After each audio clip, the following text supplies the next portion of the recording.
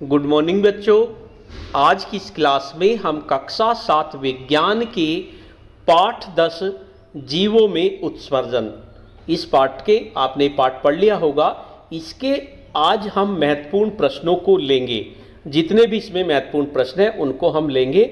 ये हमारे प्रश्न संख्या 1 से लेकर प्रश्न संख्या 30 तक हम इसमें लेंगे। हमारा ये पार्ट 1 है। बच्चों, आपको वीडियो को बहुत ध्यान से देखना है और बहुत ध्यान से देखने के बाद बताए गए प्रश्नों को अपनी कॉपी में करना है और इनको याद भी करना है। तो चलिए जानते हैं इस पाठ में कौन कौन से महत्वपूर्ण प्रश्न हैं। सबसे पहला प्रश्न है आपका, उत्सर्जन किसे कहते हैं। तो उत्सर्जन से हमारा क्या मतलब है? शरीर से अनावश्यक एवं हानिकारक पदार्थों को निकालने की प्रक्रिया को उत्सर्जन कहते हैं। जो हानिकारक पदार्थ होंगे, अनावश्यक पदार्थ होंगे, उनको जब हम शरीर से निकाल लेंगे तो इस प्रक्रिया को क्या कहेंगे हम? उत्सर्जन। अगला प्रश्न है, प्रोटीन युक्त खाद्य पदार्थों के पाचन से क्या बनता है। तो प्रोटीन युक्त खाद्य पदार्थों के पाचन से क्या बनेगा? अमीनो अम्ल। उसके बाद अगला प्रश्न है, शरीर में आवश्यकता से अधिक बने अमीनो अम्लों का क्या होता है।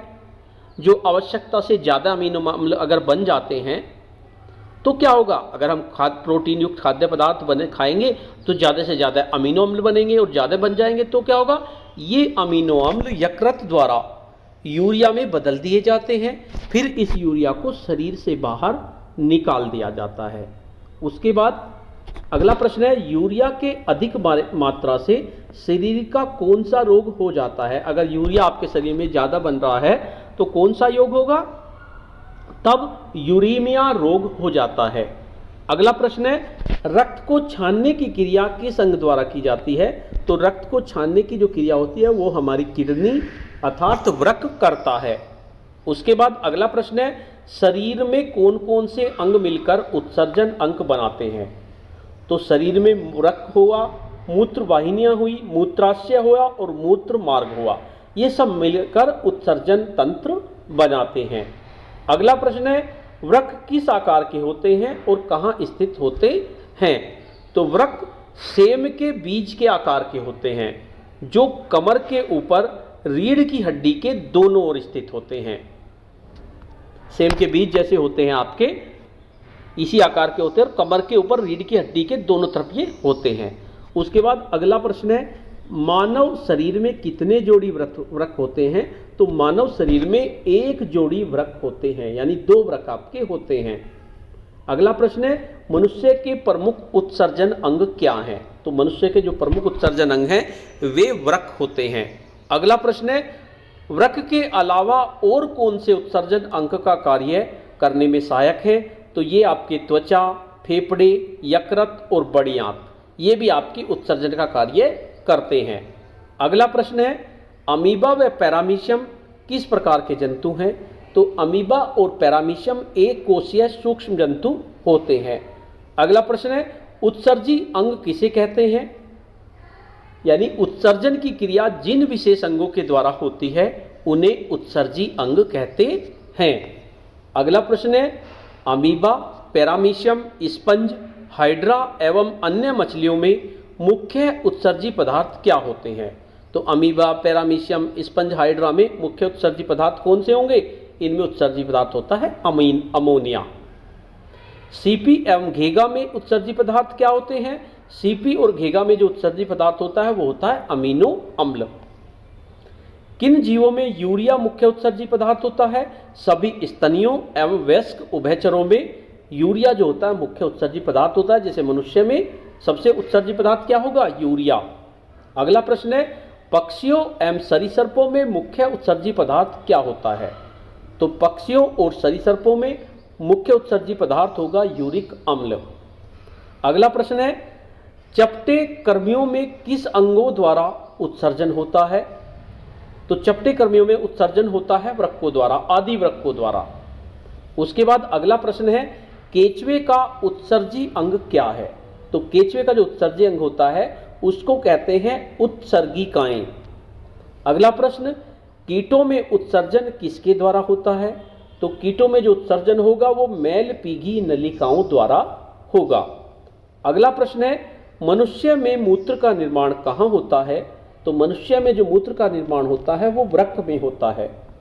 अगला प्रश्न, पौधे से निकलने वाले कुछ उत्सर्जी पदार्थों के नाम बताइए।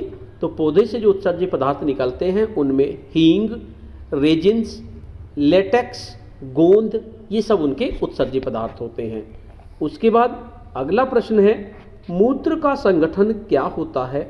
तो मूत्र में 95% जल होता है, 2.5% यूरिया होता है और शेष 2.5% अन्य उत्सर्जी पदार्थ होते हैं। अगला प्रश्न है, एक वयस्क व्यक्ति प्रतिदिन लगभग कितना मूत्र उत्सर्जित करता है? तो जो वयस्क व्यक्ति होगा वो 1 से लेकर 1.5 लीटर तक मूत्र का उत्सर्जन करता है। अगला प्रश्न है, मूत्र का हल्का पीला रंग किसके कारण होता है? तो जो मूत्र का हल्का पीला रंग होता है वो यूरोक्रोम नामक वर्णक के कारण होता है। उसके बाद प्रश्न नंबर 25 है, यूरिया का निर्माण किस अंग में होता है? तो यूरिया का जो निर्माण होता है वो यकृत में होता है। उसके बाद अगला प्रश्न है, मूत्र स्वाद में कैसा होता है? तो जो मूत्र होता है वो स्वाद में हल्का अम्लीय होता है। उसके बाद अगला प्रश्न है, गोंद या रेजिन्स निकालने वाले कुछ पौधों के नाम बताइए। जिस तरह से मनुष्य में या जंतुओं में उत्सर्जी पदार्थ होते हैं, इसी तरह से पेड़ पौधों में भी उत्सर्जी पदार्थ होते हैं। तो जो पेड़ में उत्सर्जी पदार्थ होते हैं वे आपके गोंद होते हैं। आपने देखा होगा किसी पेड़ के में गोंद होती है, या रेजिन्स होता है, जैसे दूध सा निकल जाता है, वो भी उत्सर्जी पदार्थ होता है। तो आम, नीम, बबूल, हींग, इनमें गोंद या रेजिन पदार्थ निकलते हैं। अगला प्रश्न है, टैनिन किस पौधे से निकलता है? तो टैनिन जो उत्सर्जी पदार्थ है एक तरह से, और ये कत्थे की छाल से निकलता है। उससे बाद अगला प्रश्न है, तारपीन का तेल। आपने सुना होगा तारपीन के तेल के बारे में, ये भी एक वृक्ष से प्राप्त होता है। तो तारपीन का जो तेल होता है वो चीड़ एक पेड़ होता है, चीड़ के तने से प्राप्त होता है। ये भी एक उत्सर्जी पदार्थ है।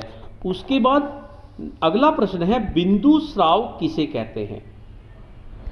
कुछ पौधे जैसे नेस्ट्रेशियम, टमाटर, अरबी आदि में अनावश्यक जल और लवण पत्तियों की सतहों पर बूंद के रूप में निकलते रहते हैं। आपने देखा होगा, कुछ आपने टमाटर का पेड़ देखा होगा, तो उसमें क्या होता है, जो इनमें जो ज़्यादा पानी हो भर जाता है नीचे, जो अनावश्यक जल होता है या लवण होते हैं वे बूंद के रूप में निकलते हैं। इनके पेड़ पौधों के बूंद बूंद सी रहती हैं, तो उसे कहते हैं बिंदु स्राव। इस प्रकार के उत्सर्जन को बिंदु स्राव कहते हैं। तो बच्चों, आज की इस क्लास में हमने इस पाठ के 30 प्रश्न लिए। अगली क्लास में हम इससे आगे के प्रश्न लेंगे। तो आज की क्लास में इतना ही।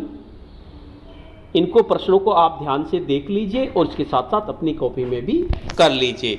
धन्यवाद।